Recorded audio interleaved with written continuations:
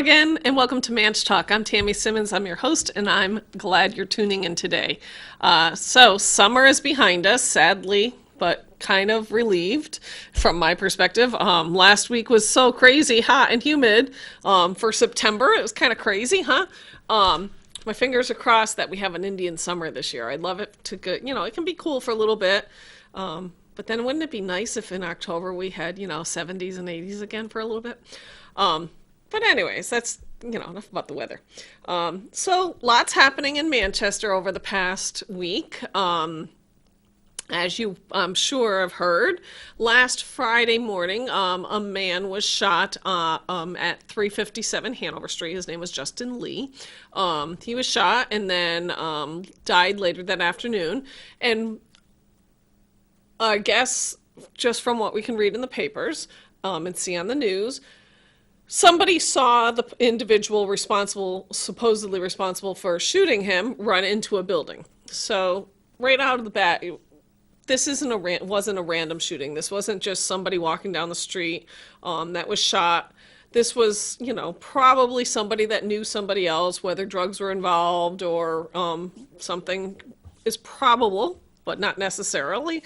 But family members of the suspects have said that he was on a 7-day drug binge and all this stuff. So I'm going to make a presumption and a jump that drugs were involved, that the two individuals actually did know each other, and that the guy who supposedly did the shooting and the guy who was shot weren't just accidentally, passing each other in the street. But anyways, last Friday morning, this happened on Hanover Street, around Hanover and Maple. And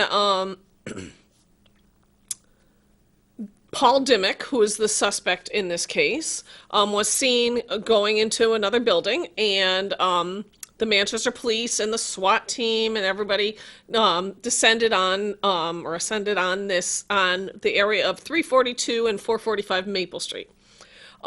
They searched a building. They went into details about how they searched from the attic and 7 apartments and all this stuff, because there's a lot of these buildings in that particular area are those very large apartment buildings with numerous units in them. They used tear gas, all sorts of stuff. Paul Dimmick basically wasn't there. But now, in the meantime, in the same area, an acquaintance of mine, somebody, I know him on Facebook, I know him in person, but I wouldn't call him a friend. It's not like we hang out on Friday nights together, but I definitely call him an acquaintance. His name is Jeremy Kaufman. Jeremy Kaufman lives either on Hanover or on one of the streets off of Hanover, and he was attempting to leave his apartment to go retrieve his son from daycare, and the police told him he wasn't allowed to leave his house. Last I checked, I do not believe that the police have the authority to do that, and also there really was no reason why. So Jeremy was videotaping. He came out of his apartment and he's videotaping, and I watched the video, and the police were a good distance away. There was a police officer a distance between Jeremy and the street, and then across the street on the other side of the street, there was a police officer, and he showed down an alleyway that like at the end of another one of these very large buildings, there was a police officer down there. But yet, he was being told he was not able to leave. He said he had a kid in daycare, and they said, well, that was his problem. And he continued to record and wasn't about to be told that he couldn't be outdoors. And he kept asking the police to cite what law allowed them to say he couldn't be out there, and they just kept going back and forth, and they said disturbing the peace. And he said, well, you engaged me, I didn't engage you. And they went on, and Jeremy knew that he would probably get arrested. And sure enough, a cop came up to him and arrested him because he refused to go back in his property, and charged him with disorderly conduct. So in a letter that Jeremy wrote to the union leader, I figured I'd read this because this kind of sums up what happened.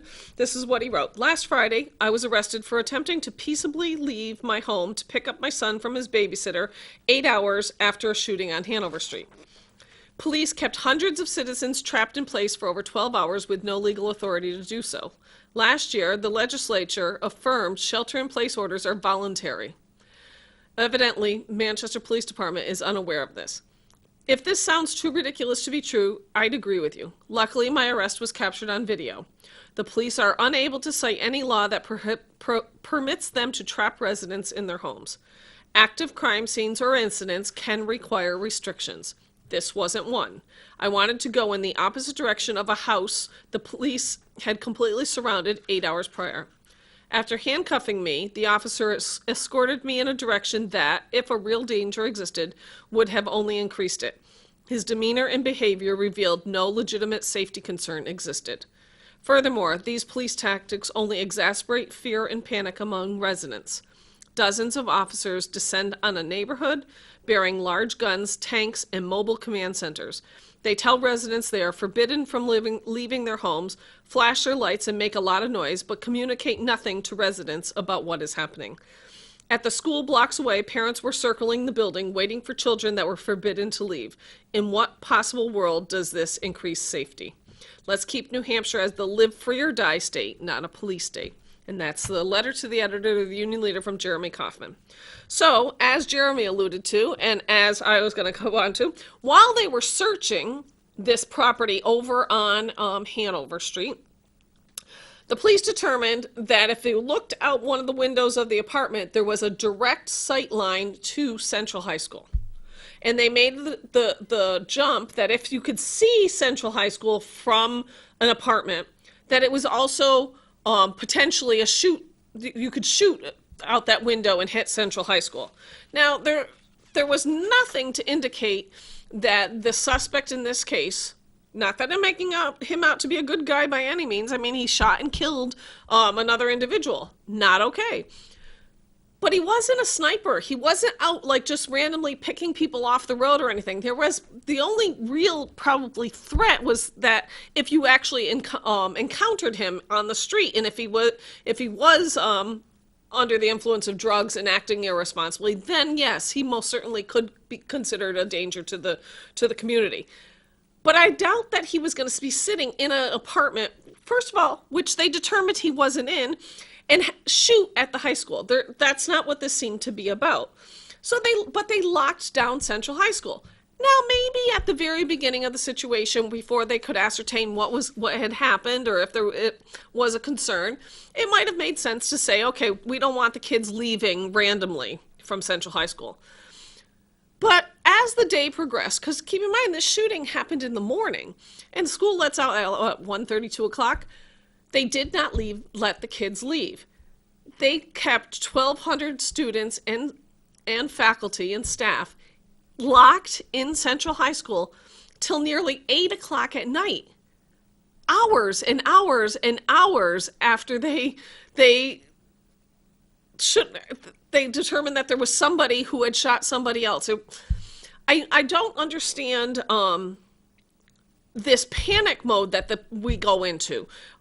Yes, there was a situation on Hanover Street. You can Google the addresses. Hanover Street is 3 blocks from Central High School.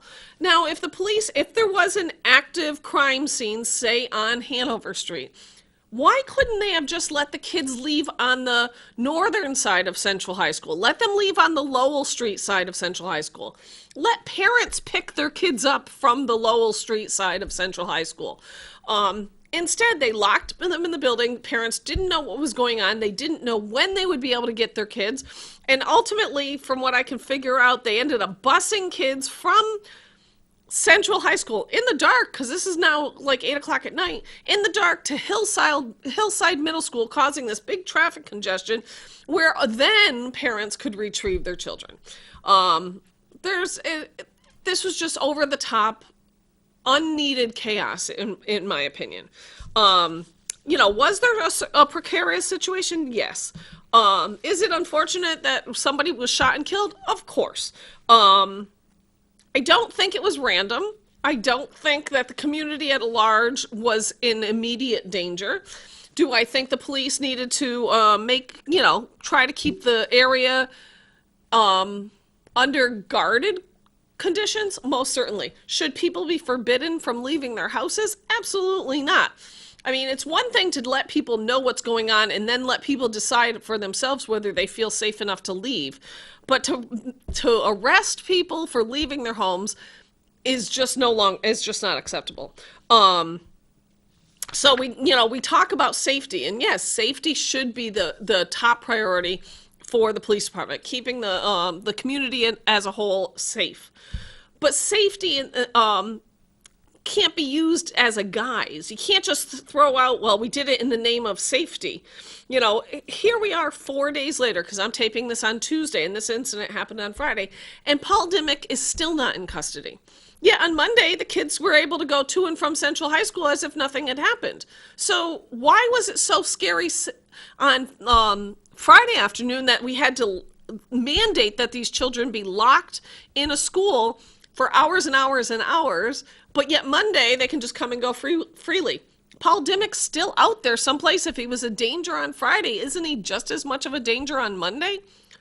I think as a society, we've let fear dictate too much. We stop looking at the bigger picture. We stop using our analytical skills to say, is this a reasonable request being put upon me? Now, we had a shooting on Parker Street when Dan and I still lived over there, right across the street. And there, I recall being concerned that, somebody had shot somebody, but it also wasn't a random shooting. So, you're logically going to stay a safe distance back within reason. But I don't need the police to come and mandate that I can't leave my house. I really can go to and from my house freely. That is my right.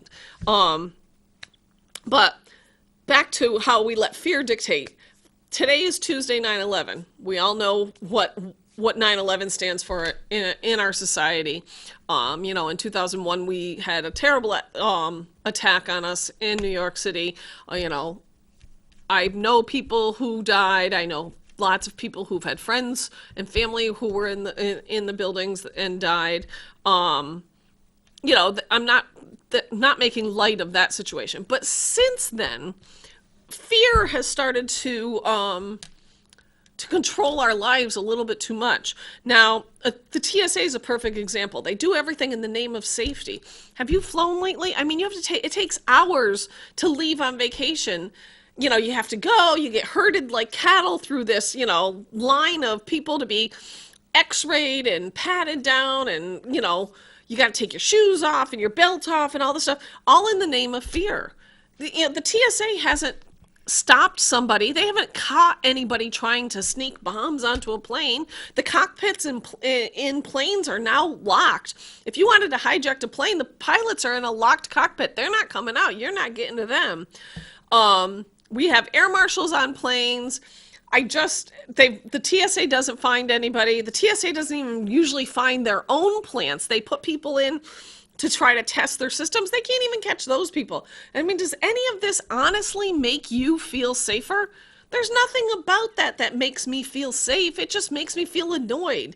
When they talk about the Manchester airport having declining flyers, I think it has less to do with the name of the airport or the location of the airport or anything else. A lot of people don't fly anymore because they don't want to deal with TSA, because it's a bunch of nonsense in the name of safety.